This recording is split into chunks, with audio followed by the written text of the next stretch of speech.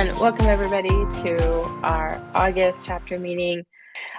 So the South Dakota Organic Operators chapter is part of the South Dakota Specialty Producers Association, which is focused on education, networking, incentives, initiatives, and marketing of organic crop and livestock products, and also working with organic producers of all different scopes, including processors, livestock, and crop operators, and those interested in transitioning to organic agriculture. So, sorry if it runs off the screen a little bit. I'm going to do my best to try to explain a little bit kind of what's been going on since the reconciliation budget process concluded. We had some good news that the Organic Certification Cost Share Program, known as OCCSP, was refunded. That was an orphan program that was not funded in the March Continuing Resolution Bill, but it has been refunded under the reconciliation bill for 7 years. And it's going to match the 2018 Farm Bill levels. So that basically means that folks will have the opportunity to submit for reimbursement of their certification fees up to $750 per scope, which is great. I know that I take advantage of that every year, and it does help me with covering the costs on my organic certification. So the Organic Farmers Association continues to advocate for even higher funding, but I'm super happy to see that they retained it at those 2018 levels. And then the Organic Transition Initiative, that was funded at $5 million for the next 6 years. OTI is really important because that is the fund pool that provides for a lot of the ongoing technical assistance and the educational initiative funding that's kind of going on through the OCAA TOP program, among others nationally. So that was good to see. And then one that a lot of people don't know about or don't talk about is the Organic Data Initiative. There was no additional funds added in 2025, but there's a $10 million boost in this program over the next 6 years, doubling its 2018 allocations. And this is important because this particular initiative is important because those of you who are familiar with the new organic enforcement rules that went into effect, that's to cut down on fraud and basically international and national fraud in organic. This Organic Data Initiative, it allows for tracking of product as it's moving across our borders and stuff, and it helps to curb fraud and bad actors in the system. So without having that data and people being able to access it that are part of the USDA enforcement team, it really does no good to have an enforcement team because they don't have the data to be able to do their job. So this puts that data back in their hands so they can actually do their job better. So I was really excited to see that. So even though you may not be familiar with these programs, they provide a lot of support, both financially and boots on the ground, to help advance the transition of producers to organic. So and then the Organic Dairy Bill was introduced. So the Organic Dairy Collection Act was reintroduced to the House for the 119th Congress to consider. This bill was sponsored by Representative Pingree, who's a Democrat of Maine, and a couple others representatives, and which really aimed to improve data collection and reporting on organic milk production, costs and prices, and feedstuffs. And then the Senate Organic Dairy Assistance, Investment, and Reporting Yields Act, also called ODairy, was reintroduced. And this bill goes further than the one in the House, which proposes to expand emergency assistance to organic dairy farmers and invest $25 million annually in dairy infrastructure and research and then direct the USDA to study the viability of an organic safety net program for our organic producers. So we will be keeping a watch on that. Um, Although not included in here, there is another bill that's been introduced that will assist with um, basically tracking down on fraud by requiring a certain percentage of product at the that's coming to the United States at the port to have pesticide residue testing on it. That bill has a lot of technicalities associated with it because nobody knows who's going to pay for that organic pesticide test. Sorry, the pesticide testing for the organic product because it's very expensive. And then what do you test for, right? I mean, I have a lot of experience in that space from my own experience that um, I mean, there's hundreds of chemical compounds and they're super expensive. I mean, one one wide or large screening could cost upwards of $5,000 per sample. So we really need to be thinking about like how is that going to work logistically when there's so many different chemicals that are being applied that we don't know that aren't really being tracked from like product coming in overseas.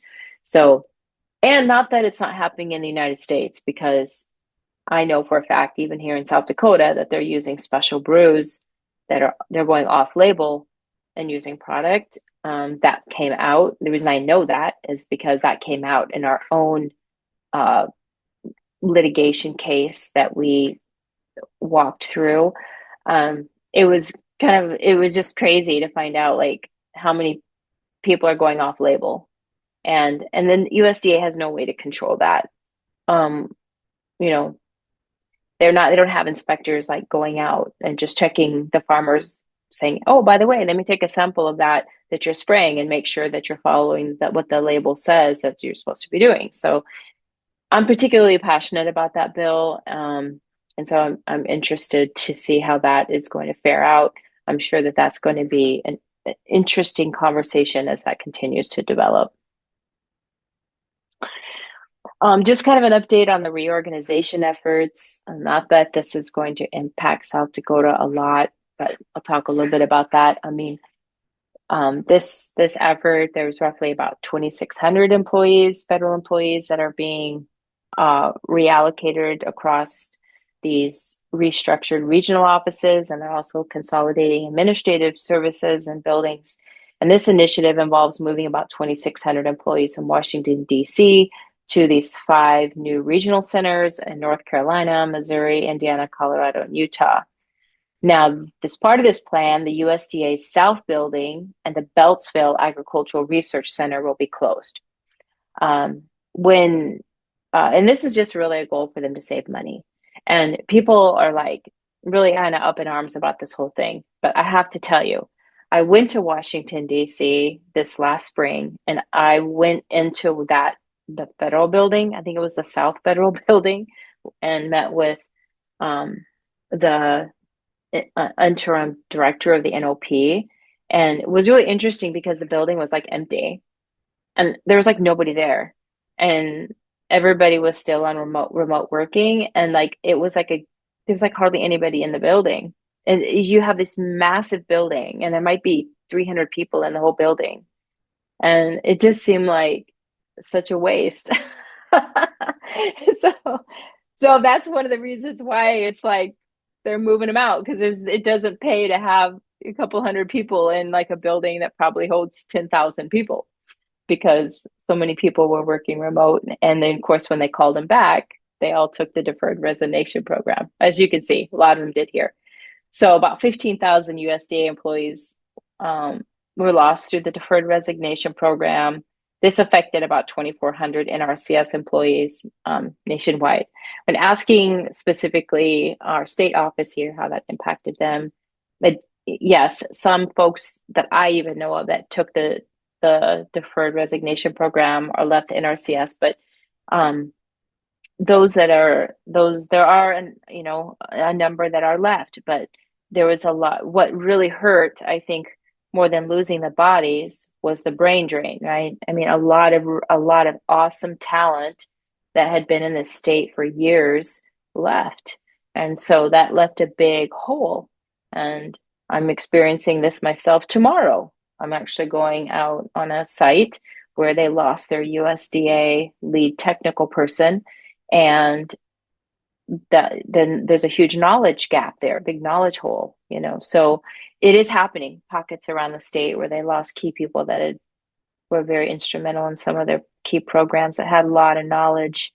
um, the National Organic Program was strongly impacted by the Deferred Resignation Program. They lost about a third of their staff in Washington, so I'm not sure how they're replacing them, or if they're replacing them, um, or how that restructuring looks in particular. But um, I haven't heard personally how that's impacted them yet. I'm certain that it is.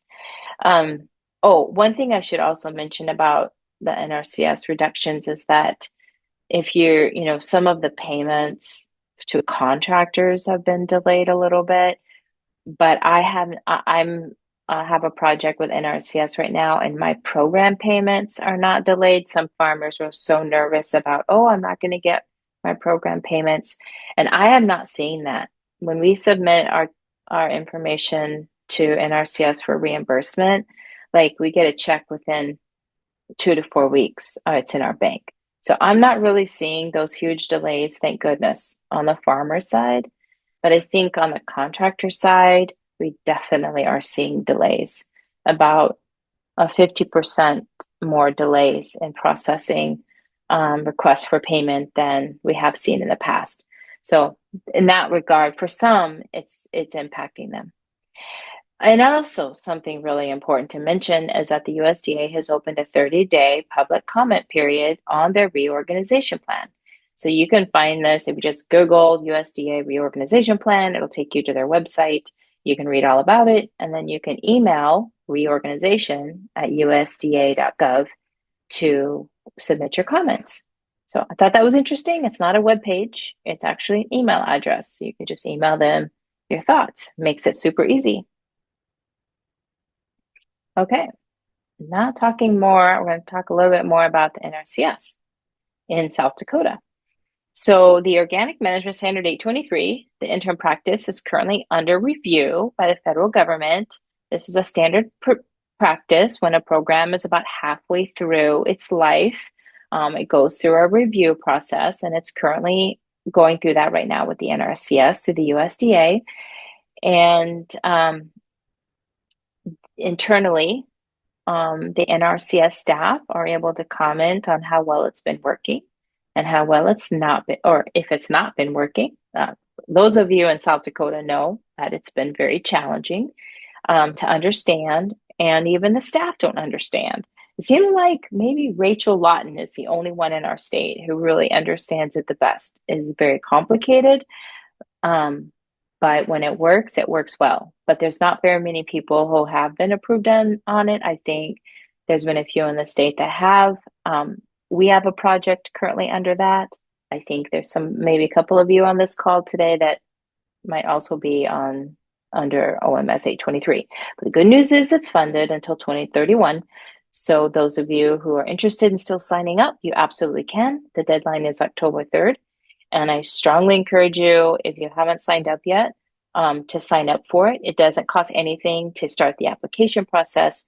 And even if you don't know if you qualify or not, just sign up anyway, because you're going to go through a review process, and then they'll tell you if you're eligible or not.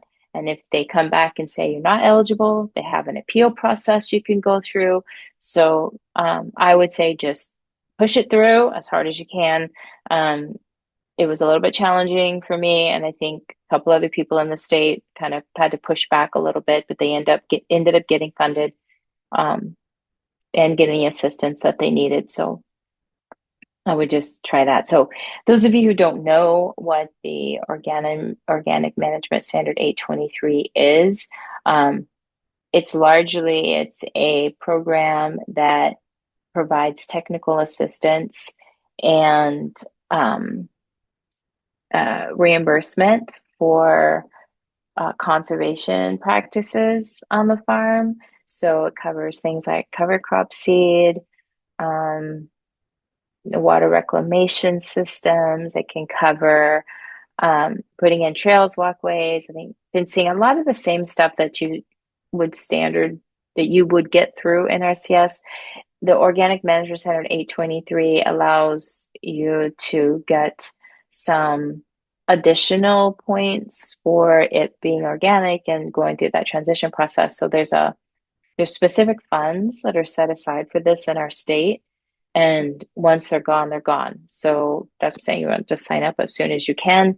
I don't know if it's a first come, first serve kind of thing. I think they use a ranking.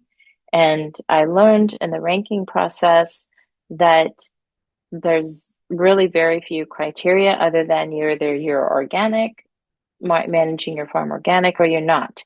So you don't get extra points for being a veteran or a woman-owned farm. That's from my understanding. Um, but if you're transitioning to organic, you would be able to apply for this. And it's good for 3 years. At the end of the 3 years, you do not have to get certified organic. A lot of people think that, oh, I have to be on that pathway to certification. You actually don't. You don't even have to apply for certification until the end of the 3 years. And it's not a condition of your contract. So at the end of your 3 year contract, you can just walk away and say, thank you very much for your help. You can go and get certified with a certifier, or you can say, nope, I'm done. This really wasn't for me. So it's kind of like try it out for 3 years. If it works, great. If it doesn't, that's okay. Nothing lost, but a lot gained.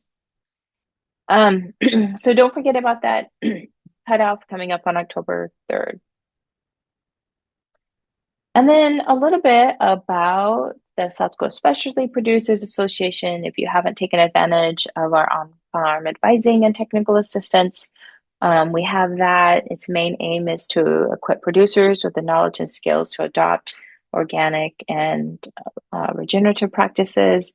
I'm the lead technical advisor and program administrator. And so I'm the one coming out, visiting with you on your farms, providing the technical assistance and educational assistance as well, and resources to help producers transition to organic. So I have the fun job of going all over the state and meeting some really fun people. They're doing some fun things. So if you're interested in that, you can email me or just through sdspa.organic@gmail.com. I think most of you have that, but I'll make sure I put it in the chat so you have it. So if you're interested in any of these programs or you want more assistance, or you're like, hey, Angela, I want to do like a pre-assessment walkthrough before I apply for NRCS because I want to know what my resource needs are, I'm perfectly happy to do that too. But you don't need me to sign up for at least get your foot in the door with NRCS on some of those programs. We also offer the Organic Regenerative Agriculture Pathway Program for those who are interested in kind of going beyond organic and adopting regenerative practices. We can offer assistance there and then connect you with not only resources and financial help a little bit, but then also helping you connect with markets. So when you're ready to start marketing your product, we can kind of give you some assistance with, okay, where do I go next with this? And what do I do with this product?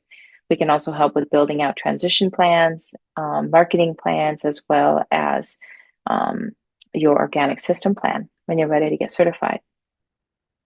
And then we have a number of field days and webinars. You can find out more. We do have a website. In case you guys don't know about it, we have a new website. I'm super excited about it. Carrie is actually helping me build this out, and Chris. So you can go to sdspecialtyproducers.org/organic-regenerative, and you're going to see a ton of resources up there, and there's more being added all the time. So I would say check it out. I think it's a great resource for us to have in South Dakota.